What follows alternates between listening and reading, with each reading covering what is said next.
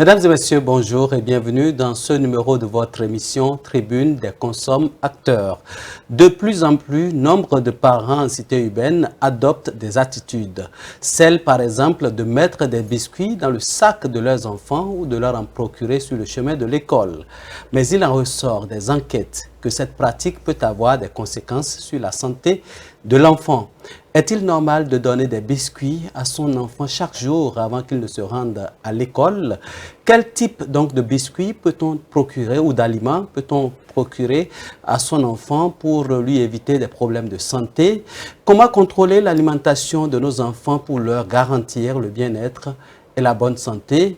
Est-il normal que ces genres de produits circulent librement sur notre territoire sans que rien ne soit fait, ou si quelque chose est fait, donc ce n'est pas autant remarquable? Autant de questions qui auront les réponses dans cette émission avec notre consultant maison, M. Robin Akombesi, président de la Voix des consommateurs. Bonjour, président. Bonjour.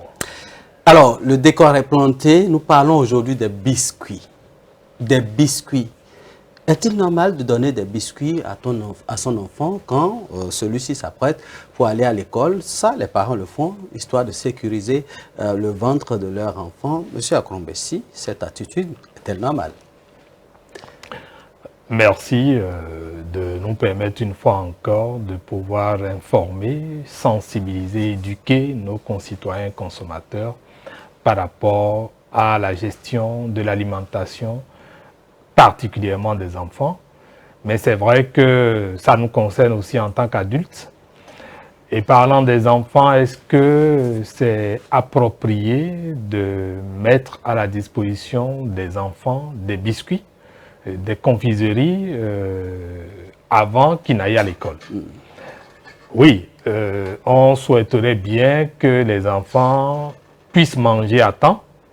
On souhaiterait nous assurer que les enfants ne consomment pas à la cantine de l'école une alimentation ou des aliments qui pourraient leur créer des ennuis de santé. Malheureusement, on n'est pas souvent bien informé sur ce qu'est un biscuit, comment est-ce qu'un biscuit est fabriqué, comment est-ce qu'un biscuit est manufacturé, comment est-ce qu'il est conservé, comment est-ce qu'il est vendu, et toutes ces informations que nous n'avons pas nous amènent à aller exactement dans le sens contraire de ce que nous souhaitons, garantir une bonne santé pour nos enfants. Mais un biscuit est fabriqué comment? Vous voulez faire peur à nos populations? Non, il ne s'agit pas de faire peur, mais il s'agit de ce que nous prenions conscience de ce que nous faisons. Nous prenions conscience que notre démarche doit être revue pour vraiment garantir ce bien-être et cette bonne santé à nos enfants. En réalité, un biscuit, lorsque vous l'observez de manière simple, vous constaterez que ça ressemble à quelque chose qui a été fait à base de farine. Puisque quand vous allez commencer par le mâcher, vous constaterez finalement dans votre bouche que c'est comme de la farine qui a été travaillée. Mais c'est effectif. Les biscuits sont fabriqués souvent à base de farine de blé ou bien d'autres céréales. Mais c'est fabriqué aussi avec un certain nombre d'ingrédients comme du sucre, comme du sel, comme de l'eau, comme des additifs, des colorants, des conservateurs, mais qui ne sont pas forcément des produits qui répondent à des normes alimentaires et qui peuvent créer beaucoup plus d'ennuis à la santé du consommateur. Vous savez, des études ont été faites sur des rats et on a pu démontrer que l'addiction au sucre, c'est-à-dire que lorsque vous commencez par consommer du sucre et que vous êtes habitué, vous ne pouvez plus vous départir du sucre. C'est pire que l'addiction que vous avez à la drogue, l'addiction que vous avez à la bière. Et quand vous prenez ce cas simplement, c'est source de beaucoup de désagréments sanitaires. Vous savez, ceux qui consomment trop de sucre, ils finissent par avoir des problèmes d'obésité. Vous verrez qu'ils seront en surpoids pondéral et le surpoids pondéral, c'est des ennuis de déplacement physique. Vous ne pourrez plus faire du sport comme avant, vous aurez des problèmes d'articulation, des problèmes musculaires et bien d'autres.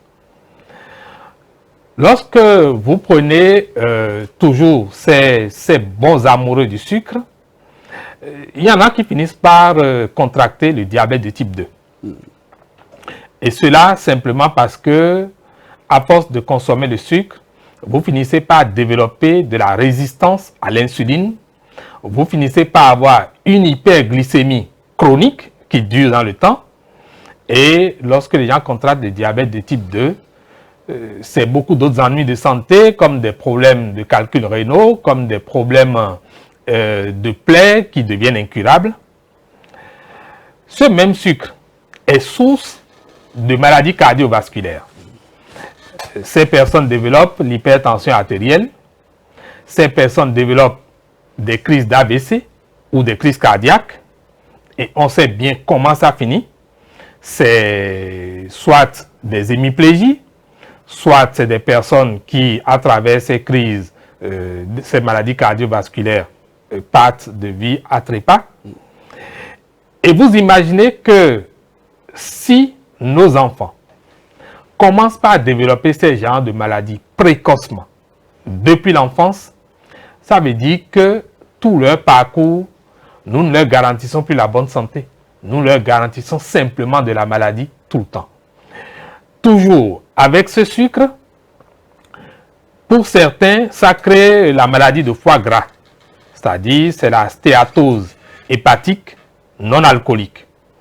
Quand vous observez bien le sucre, ce n'est pas loin de l'alcool. Si vous prenez par exemple le vin de palme chez nous, vous savez que il est sucré. Bien sûr. Et c'est sa transformation qui permet d'avoir l'alcool sodabi. Si vous prenez le vin, a priori, est fabriqué à base de raisin. Le raisin est sucré en amont. Et transformé, il devient de l'alcool. Donc, le sucre n'est pas loin du vin. Et donc, à force d'en consommer, vous prenez les mêmes risques par rapport au foie, exactement comme ceux qui consomment de l'alcool.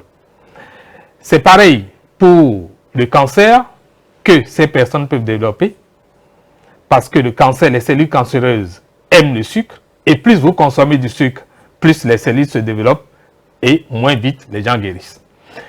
Donc, quand on regarde tout ça, on se rend compte que ces maladies ne sont pas les seules que ces biscuits peuvent entretenir, mais que on peut se retrouver aussi avec plusieurs autres maladies comme le cancer, comme les perturbations endocriniennes, comme les maladies de reins, de foie, ainsi de suite, qui sont générées par d'autres ingrédients, d'autres molécules qui se retrouvent dans ces biscuits-là. Pourquoi?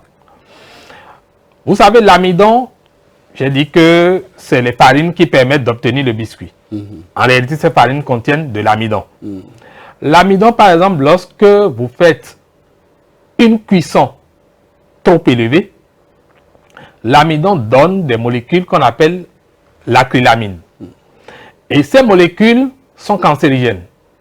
Plusieurs études faites par la Harvard Medical School, par l'INRAE en France, par l'ANSES, l'Agence en charge de la sécurité sanitaire des aliments, et plusieurs autres universités américaines et européennes ont prouvé que cette molécule, l'acrylamine, est cancérigène. Et donc, qu'il faudrait faire très attention en consommant ces genres de produits qui la contiennent. Vous avez les hydrocarbures aromatiques polycycliques, qui sont des molécules aussi qui se développent de par le fait de la surchauffe, de la hausse de température lors des cuissons, et qui sont des molécules auxquelles on est exposé lorsqu'on consomme des biscuits. On se retrouve avec les cas aussi des métaux lourds qu'on appelle aujourd'hui les éléments traces métalliques, comme le cadmium, comme le plomb, comme l'arsenic, qui sont cancérigènes. Nos foies sont menacés par ce qu'on appelle les additifs, les colorants artificiels, qui sont à la fois des menaces pour le foie, qui créent des problèmes d'allergie, des problèmes cutanés. Et lorsque vous additionnez tout ça, je ne vais pas manquer de préciser qu'il y a aussi les conservateurs qui représentent des menaces pour les glandes endocriniennes. Et donc, ça veut dire que l'humain qui consomme ces perturbateurs endocriniens, un jour pourrait se retrouver avec des difficultés érectiles, pourrait se retrouver avec des problèmes hormonaux. Et si c'est un homme, ça veut dire que sa virilité va prendre un coup. Et cela s'observe aussi avec le diabète de type 2. Hein. Ce n'est pas seulement avec ces molécules. Ça s'observe aussi avec les diabètes de type 2. Et finalement, il y a les mycotoxines, comme la platoxine, que développent ces céréales, ces farines de céréales, ces biscuits, lorsqu'ils sont mal conservés.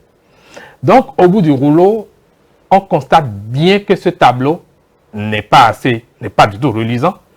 Et donc, en voulant donner des biscuits aux enfants, nous devrions nous poser moult questions. Est-ce que c'est vraiment ce qu'il faut pour les enfants?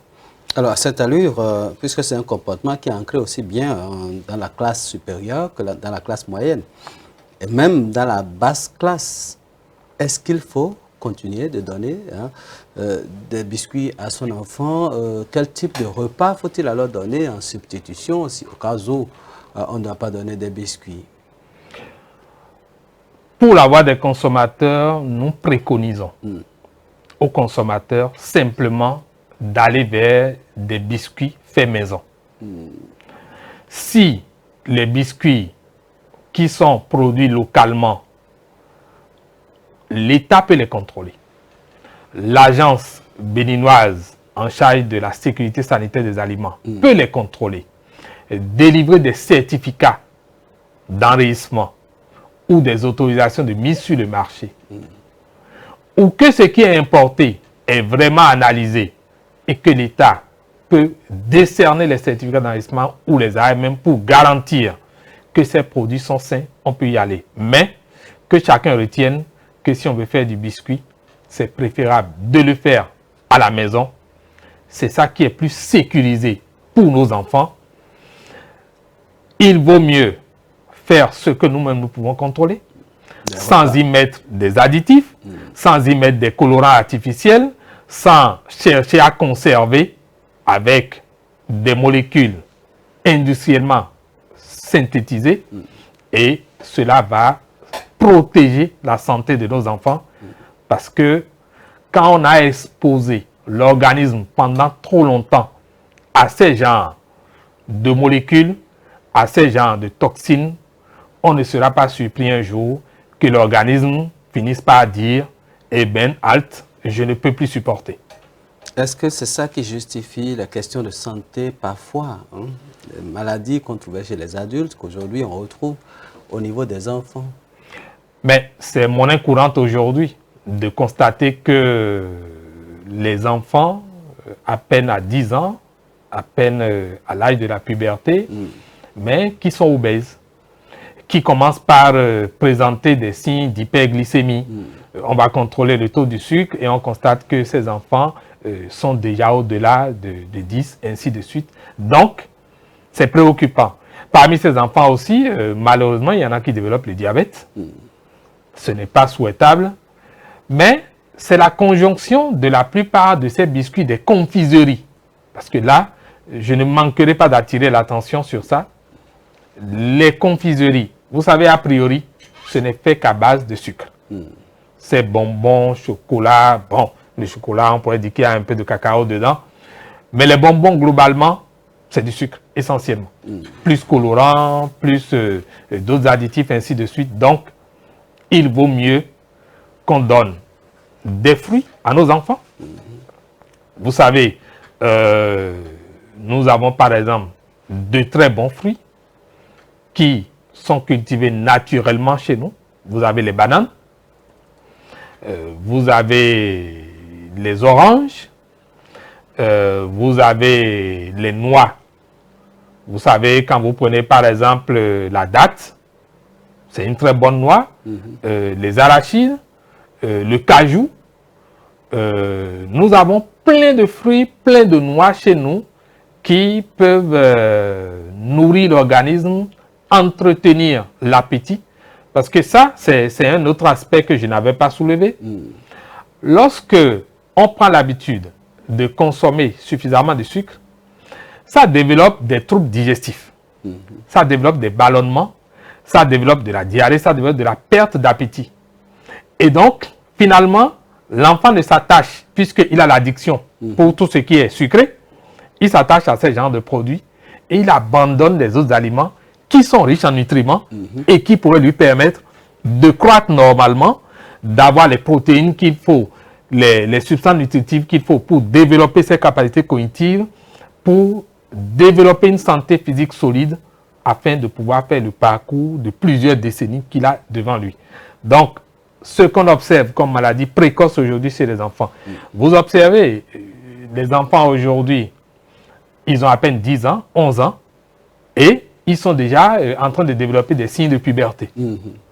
Alors que pour ce que nous savions, c'est au moins à partir de 13 ans, 14 ans, qu'on devrait avoir vraiment une puberté, voir vraiment la puberté chez les enfants. Mais les perturbateurs endocriniens qu'on donne aux enfants de manière continuelle, et on pense qu'on est en train de démontrer qu'on appartient à une caste de gens heureux, parce que financièrement, ils sont peut-être stables, parce que socialement, ils sont à l'aise, mais malheureusement, ça nous éconduit vers l'endroit le plus dangereux au monde, qui est le supermarché. C'est un lieu de poison, malheureusement.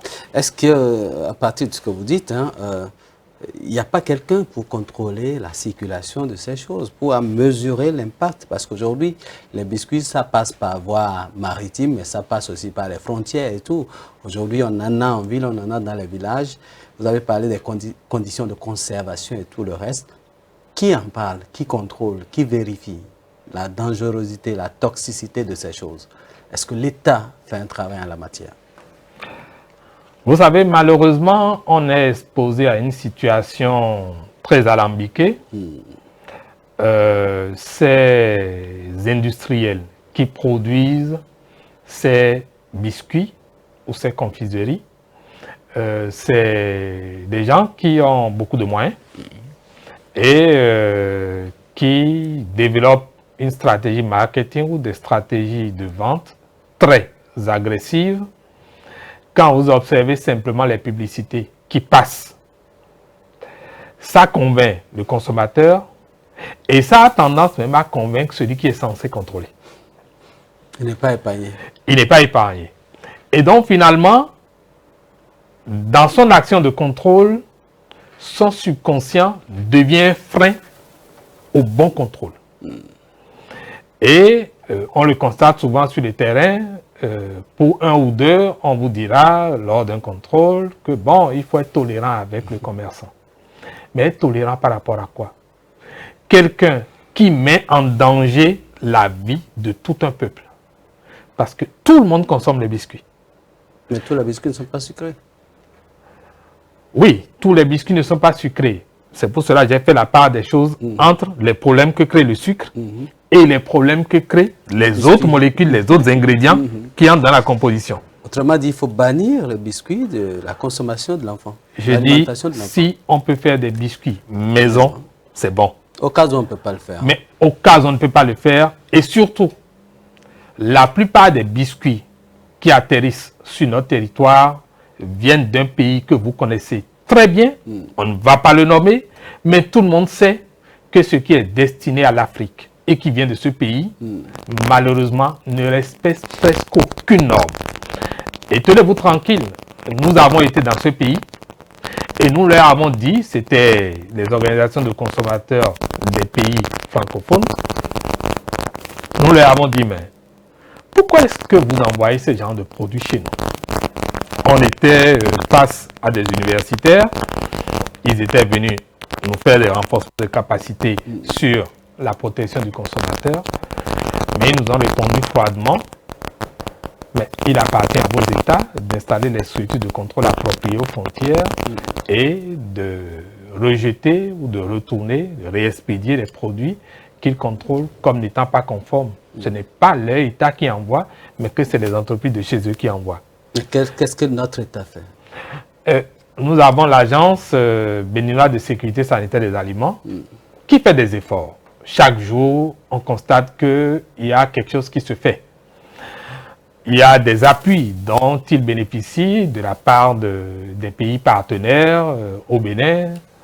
Malheureusement, il s'agit d'une question de souveraineté. La question de santé publique n'est pas une question dont il faut déroger les responsabilités, dont il faut laisser la responsabilité du contrôle et de la mise en œuvre à des partenaires étrangers. Parce que on est pays amis, mais les intérêts ne sont pas les mêmes. Ce n'est que les intérêts qui nous lient. Et donc, ces pays n'ont pas fini de gérer les problèmes de santé qu'ils ont chez eux.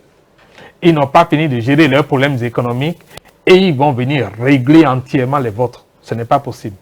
La responsabilité doit commencer par nous-mêmes ou les agences, les ministères en charge de l'agriculture, de l'alimentation, de la santé, du cadre de vie doivent conjointement, en synergie, travailler à ce que ces contrôles deviennent plus rigoureux. Et je voudrais dire aux consommateurs, vous avez un droit que vous n'exercez pas. C'est celui-ci. Lorsqu'un produit, surtout les produits agroalimentaires, arrive sur le marché et que c'est importé en particulier, vous êtes en droit de réclamer le certificat d'enregistrement ou bien l'autorisation de mise sur le marché. Et si le fournisseur ne vous présente pas la copie de ce document, que vous pouvez faire vérifier, si ce n'est pas le cas, ça veut dire que ce produit n'est pas sécurisé. Et à partir du moment où un produit n'est pas sécurisé, vous n'avez aucune raison d'utiliser les ressources financières que vous avez durement gagnées pour aller payer la mort.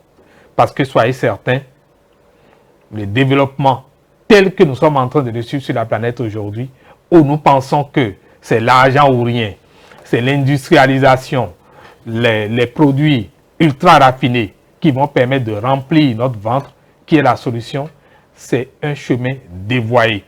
Et les gens vont se battre pour avoir l'argent. Ils vont se créer des ennuis de santé avec l'argent qu'ils ont gagné.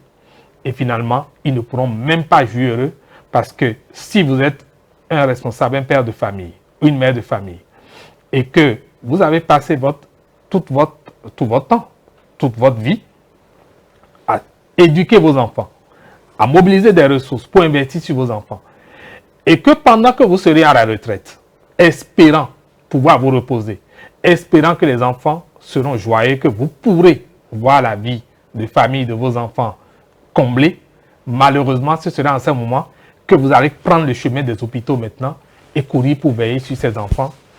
Et je finirai par ceci. Si vous faites ça, si vous ne faites pas attention à ce que vous donnez à manger à vos enfants, et que plus tard, les enfants se rendent compte que vous étiez informés, puisque vous êtes responsable de leur vie pour l'instant, et que vous les avez intoxiqués, vous avez contribué à les empoisonner, n'oubliez pas qu'ils ont la possibilité dans le futur de peut-être vous faire des procès. Donc la responsabilité d'un parent n'est pas une responsabilité ordinaire, surtout dans l'alimentation. Faites très attention à ce que vous donnez aux enfants, donnez-leur des fruits, donnez-leur des aliments naturels, retournons à nos valeurs endogènes en matière alimentaire, nous avons plus à y gagner que de singer les autres. Alors, cette émission tire inexorablement à sa fin. Monsieur Akrombesi, votre mot de fin. Je vous remercie une fois de plus pour cette tribune des consommateurs que vous offrez à nos concitoyens, qui leur permet de tout savoir, qui leur permet de comprendre Cette émission leur permet d'avoir des éléments grâce auxquels ils pourront aller faire leur propre recherche. Aujourd'hui, si vous allez sur le net, il y a des sites qui sont des sites très sérieux. Allez sur les sites des universités, des centres de recherche. Il y a des scientifiques qui sont intègres, même si ce n'est pas parfait, et qui communiquent suffisamment, qui font des publications. Même dans notre pays, il y a des centres de recherche qui font des travaux exceptionnels et vous allez pouvoir mieux vous informer. Une chose est sûre, nous sommes en train de travailler avec les experts de notre pays en matière de santé, en matière d'alimentation et de nutrition. Et vous verrez bientôt, il y aura plus de communication, plus d'informations grâce à ces experts qui vont expliquer le bien fondé de nos actions. Pourquoi est-ce qu'il faut manger sain? Pourquoi est-ce qu'il faut aller vers les aliments locaux? Pourquoi il faut aller vers ce qui est naturel plutôt que d'aller vers les produits trop raffinés? Merci à vous, Monsieur Akrombessi. Merci, mesdames et messieurs, de nous avoir suivis. Nous espérons que vous avez tiré leçon et qu'il faut, autant que faire se peut, épargner les enfants des confiseries naturellement et surtout les biscuits qui ne font pas du bien à la santé de nos progénitures. Il faut donc adopter des comportements bien responsables pour éviter que dans l'avenir, au moment où nous serons sur le point de jouir de nos enfants, nous nous retrouvons encore à aller vers les hôpitaux pour régler leurs problèmes de santé. Ce sera tout pour ce numéro de Tribune des Consommateurs. Merci à chacun et à tous de nous avoir suivis.